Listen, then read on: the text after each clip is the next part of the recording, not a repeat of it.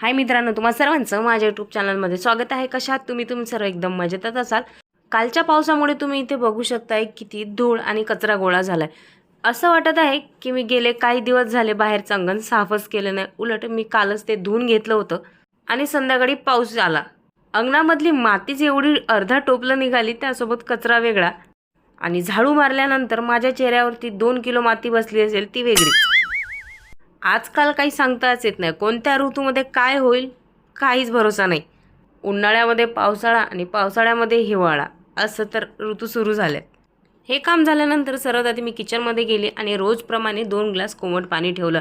आता खूप बोर होत होतं म्हणून मी गेली जाऊच्या रूममध्ये आणि आज जाऊ जाणार होत्या धुरंधर मूवी बघायला। त्यांनी मला अजिबातही म्हटलं नाही की मूवी बघायला येतेस का। त्याचं कारण असं की त्यांचं जे पोलीस डिपार्टमेंट आहे त्यांच्यातर्फे या सर्व पोलिसांना मूवी बघायला सांगितलंय, म्हणून ह्यात जात आहेत नटून ठटून। इथे ना मी बॅक कॅमेऱ्याने शूट करत आहे, हातामध्ये पकडून बघत आहे की कसा शूट होते। कारण की माहिती आहे का, बॅक कॅमेऱ्याने खूप छान शूट होतं। कारण की जो कोणत्याही मोबाईलचा बॅक कॅमेरा असतो ना, तो खरंच खूप छान असतो फ्रंट कॅमेऱ्यापेक्षा। म्हणून जरा थोडीशी शायनिंग मारून ट्राय करून बघत आहे बॅक कॅमेऱ्याने व्हिडिओ बनवायला। बेंडूक दादासारखे इथे माझे डोळे का सुजलेत, कारण की रात्रभर माझी झोप झाली नाही। तिच्यासोबत थोडीफार गप्पा केल्यानंतर सर्वात आधी मी इथे माझे जे पाणी केलेलं होतं कोमट ते पिऊन घेतलं। लगेच ब्रश अंघोळ करून घेतली। आज बिट्टूची दादी घरी नव्हती, कारण की 2-3 दिवस झाले ते माहेरी गेलेत। तेवढ्यात बिट्टू देखील उठली, बिट्टूला टी व्ही लावून दिली, ती टी व्ही बघते। तोपर्यंत मी इथे किचनमधलं काम आवरत आहे, कारण की जाऊ देखील घरी नाही आहेत। मॅडम तिकडे थिएटरमध्ये मूवी बघणार आणि मी इथे घरी कुठं ना करणार। बहुतीच बेकार बात हो गई। असो, स्वयंपाक करायला घेतलाच होता तर लक्षात आलं की लसूण कोथिंबीर अजिबातच तोडलेली नाही आहे। सर्वात आधी लसूण आणि कोथिंबीर तोडून घेतली। तेवढ्यात बिट्टूला आठवण आली की माझी मम्मी माझ्याजवळ नाही आहे। लगेच धावत किचनमध्ये आली, म्हणाले मला वर उभं कर आणि तू तुझं काम कर। मी तिला वर उभं केल्यानंतर तिच्या खूप गोष्टी गप्पा चालू झाल्या माझ्यासोबत। आज पण मी तिला घरीच ठेवलं, कारण की डॉक्टरकडून मी काल तिला आणलं पण तिला अजूनही फरक पडलेला नाही आहे। काल रात्री तिला ताप होताच। जोपर्यंत औषध गोळ्याचा पावर राहतो तोपर्यंत तिचा ताप कमी राहतो आणि औषध गोळ्यांचा पावर संपला की परत ताप 102 103 असा चालूच आहे। म्हणून मी तिला आज पाठवलं नाही। बरं वाटलं ना तर आमच्या खूप गप्पा गोष्टी चालू असतात आणि डान्स पण होतो, 2-3 ठुमके सुद्धा लागतात। पण जर का ताप चढला तर मग आम्हाला डायरेक्ट झोपच येतं। तिच्यासोबत बोलत असताना मी इथे सोयाबीनची भाजी आणि भाऊजीच्या टिफिनसाठी चपात्या बनवून घेतल्या आणि ती पण म्हणत होती की मला भूक लागली, तर मी तिच्यासाठी पराठा बनवला। झोप आली आहे, हा बघ पराठा बनवला, आता पराठा खा आणि मग झोप, ओके।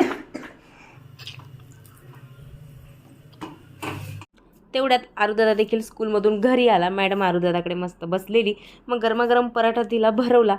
हे 2 भूत शांततेत बसलेले आहेत तोपर्यंत म्हटलं चला आपण वॉशिंग मशीनमध्ये कपडेच लावून घेऊ। भरपूर दिवस झाले आम्ही सर्वजण आजारी होतो, त्यामुळे तोंडाची चव पूर्णतः निघून गेली होती। काही खा काहीच टेस्ट येत नव्हती। इच्छा तर होती बिर्याणी खायची, पण घरी कोणी नव्हतं चिकन आणायला। तर मी काय केलं ना, जे घरी व्हेजिटेबल्स होते तेच घेतले आणि थोडंसं पनीर, त्याचीच मी इथे व्हेज बिर्याणी बनवली। म्हटलं चला याने तरी काही तोंडाला चव येईल। बिर्याणी बनवायची म्हटली ना की थोडा स्वयंपाकापेक्षा जरा एक्स्ट्राच वेळ लागतो आणि मला एवढी भूक लागली होती, माझ्या पोटात कावळे ओरडत होते, म्हणून मी पटापटा इथे व्हेज बिर्याणीची तयारी केली।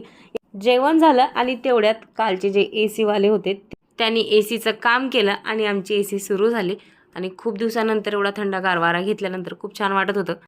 उन्हाळ्याचं असं आहे, जेवण झालं ना की नुसता सुस्तावा येतो, काही करायची इच्छा होत नाही। आता माझ्यासोबत देखील तसंच झालेलं। मी बेट्टूला घेऊन डायरेक्ट रूममध्ये गेली, तिला म्हटलं तू पण आराम कर कारण की तुला ताप आहे।